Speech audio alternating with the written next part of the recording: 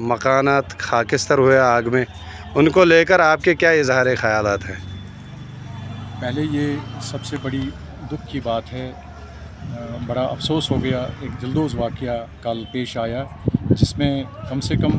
32 मकानात खाकिस्तर हो गए, जिनमें कम से कम 72 जो ख़ानदान हैं वो अपना गुज़र बसर कर रहे थे।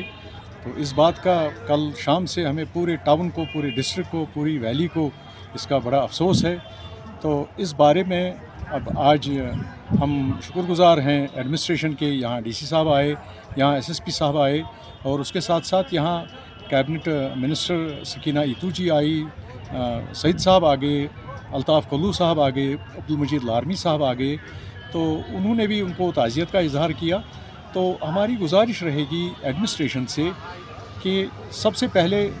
अगर अल्लाह के बाद लोगों को ख्याल कोई रिलीफ पहुंचाता है वो गवर्नमेंट होती है। तो गवर्नमेंट से यही इल्तिमास है कि इन जो कल तक बेचारे बादशाह थे अपने अपने जगहों पे, आज वो फ़कीरों की ज़िंदगी गुज़र बसर कर रहे हैं। इस आपको पता है ये रानी बाग का जो गार्डन है, इसमें वो नंगे आसमान के नीचे इस वक्त गुज़र बसर कर रहे हैं। इनको जितना भी रिलीफ पॉसिबल है, चाहे वो रेड क्रॉस हो, चाहे वो सोशल वेलफेयर डिपार्टमेंट से हो, चाहे वो SDRF से हो, चाहे वो डिस्क्रिशनरी फ़ंड होता है जनाब डिस्ट्रिक्ट डेवलपमेंट कमिश्नर के इख्तियार में होता है। यहाँ चीफ मिनिस्टर साहब को भी हम मोदिबाना गुजारिश करते हैं कि वो पूरी तौर इनको जितना भी रिलीफ हो सके, चाहे वो कैश की सूरत में हो या काइंड की सूरत में हो, इनको अब अपने मकानों की चाहे वो रिपेयर करें या चाहे नया बनाए, उसमें उनको इमीडिएट रिलीफ की ज़रूरत है। तो रहा सवाल ये रिलीफ का,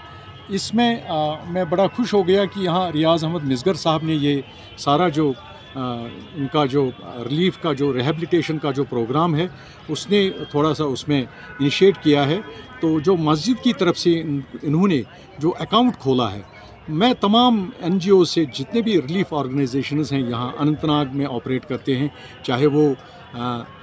सैयद सादात हो, चाहे वो सल्फिया फाउंडेशन हो, चाहे वो यतीम ट्रस्ट हो, चाहे वो बाकी ऑर्गेनाइजेशंस जितने भी लोगों को मदद करते हैं। और इसके साथ साथ में एक नेशनल लेवल पे एक हमारे वकील साहब एडवोकेट परवेज़ साहब कुलगाम से आए थे, उन्होंने वो भी एक बड़े NGOs के साथ काम करता है, नेशनल और इंटरनेशनल लेवल पे भी वो काम करते हैं, इन्हीं मामलात में वो पेश रहते हैं। उन्होंने भी अपना ताउन दे दिया। उन्होंने बोला कि अगर रिलीफ रिहेबिलिटेशन डिस्ट्रीब्यूशन में ट्रांसपेरेंसी होगी तो इंशाल्लाह हम कोशिश करेंगे नेशनल लेवल पे, जो परवेज़ साहब के साथ मेरा डिस्कशन हुआ, वो नेशनल लेवल पे और इंटरनेशनल लेवल से भी वो कोशिश करेंगे इनको रिलीफ हम पहुंचाने की। तो ऑर्गेनाइज्ड तरीके में मैं यही गुजारिश करूंगा कि जो भी रिलीफ इनको दे देगा, चाहे वो कैश हो, काइंड हो, इनकी जो मस्जिद का जो अकाउंट है उसी अकाउंट के थ्रू वो ऑपरेट होना चाहिए ताकि वो मुस्तहिक लोगों के पास पहुंचे और इसमें एक डिसिप्लिन, फाइनेंशियल डिसिप्लिन मेंटेन हो जाए। और दूसरी बात, जो इनका अब वो कल ये बेचारे अपने घरों में बादशाह थे, आज फ़कीर हो गए, जैसे मैंने अर्ज़ किया। तो सरकार से मेरी गुजारिश है कि PMAY2 अर्बन में अभी वो 31 मार्च तक वो वेबसाइट खुली है। तो ये हज़रात, इनको मैंने मस्जिद में भी अभी इसकी थोड़ी सी अवेयरनेस दे दी। ये कल हम जो इनका कंसर्न पटवारी होगा वो इनको इनकम सर्टिफिकेट इजरा करके जल्द अज जल्द 1 या 2 दिन में वो इजरा करके ताकि ये PMAY2 लैंडलेस ऑप्शन में जाके वो, क्योंकि ये तो 3-3, 4-4 फैमिली एक मकान में रहते हैं, तो लैंडलेस ऑप्शन में जाके वो PMAY2 अर्बन में अप्लाई करके वो उस स्कीम का, जो नेशनल लेवल की स्कीम है, उस स्कीम का ये फ़ायदा उठा सकें और वो भी एक रिहेबिलिटेशन का एक कड़ी होगी इनके हक़ में। तो तारिक साहब, जैसा कि हम देख रहे हैं बहुत सारे NGOs, ट्रस्ट्स ने अपने अकाउंट नंबर दिए हैं, चाहे सोशल मीडिया प्लेटफार्म हो, कोई भी जगह हो,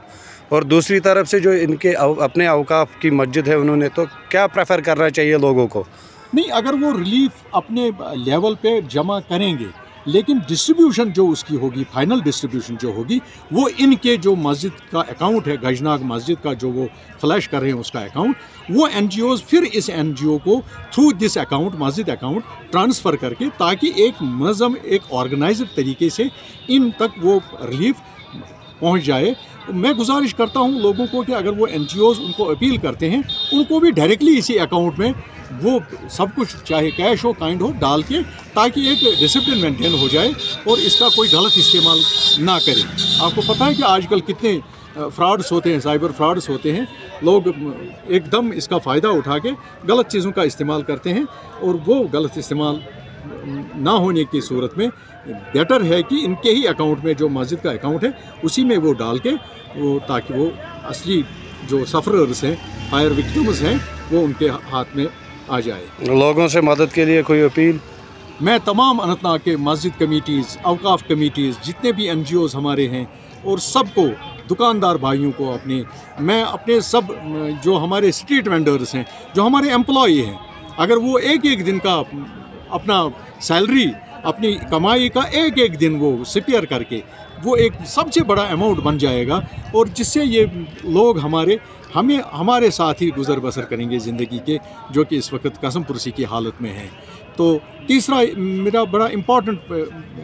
MLA اننت ناگ کو میں نے آنریبل MLA اننت ناگ کی نوٹس میں لایا, جو میں نے ان کو اسمبلی کوسچن میں بھی اپنے فیس بک پوسٹ پہ ڈالا تھا. جو یہ ہمارے کنجسٹڈ ایریاز ہیں, جو کاڑی پورہ ہے, سرنل ہے, ملک ناگ ہے, شرپورہ ہے, قاضی محلہ ہے, چینی چوک ہے, محلہ بافندان ہے, مل محلہ جس کو کہتے ہیں, یا ہمارا جو کٹوال محلہ ہے, جو اندر جو ٹاؤن کے جو کنجسٹڈ ایریاز ہیں جہاں ہمارا فائر سروسز نہیں پہنچ سکتا ہے امیجیٹلی, وہاں ہمارے فائر پلکس جو فائر ہائیڈرنٹس ہوتے تھے آج سے 20, 25, 30 سال پہلے, وہ امیجیٹ ریلیف دیتا ہے تاکہ آگ پہ قابو پایا جا سکے. میں PHE ڈپارٹمنٹ سے اور ڈپٹی کمشنر جناب وردی ڈپٹی کمشنر سعید فخر الدین صاحب سے گزارش کرتا ہوں کہ وہ اس پلان میں وہ فائر ہائیڈرنٹس, فائر پلکس کو انسٹال کر کے ان کو فنکشنل بنائیں تاکہ ہمیں جو دقت ہوتی ہے, یہ آگ کے واردات آئے دن آتے ہیں, تو ان کو کنٹرول کرنے کے لیے ان فائر ہائیڈرنٹس کا وہ بالکل فنکشنل بنائے تاکہ لوگوں کو ایک بڑا ریلیف ملے. اور اس کے ساتھ ساتھ جو ہمارا فائر اینڈ ایمرجنسی کا ہیڈ کوارٹر ہے وہ اسٹرنگتھن کیا جائے, اپ گریڈ کیا جائے, جو کہ اس کا آفس وہاں KP روڈ پہ ہے. وہاں کم سے کم 10 گاڑیاں پانی لوڈ لے کے ہونی چاہیے تاکہ امیجیٹلی ہمیں جو پانی کے ذخائر آپ کو پتہ ہے سوکھتے جا رہے ہیں اور وہ ریلیف ملے تاکہ ان واقعات پہ کنٹرول کیا جا سکے. باقی بس تھینک یو, شکریہ آپ کا. السلام علیکم.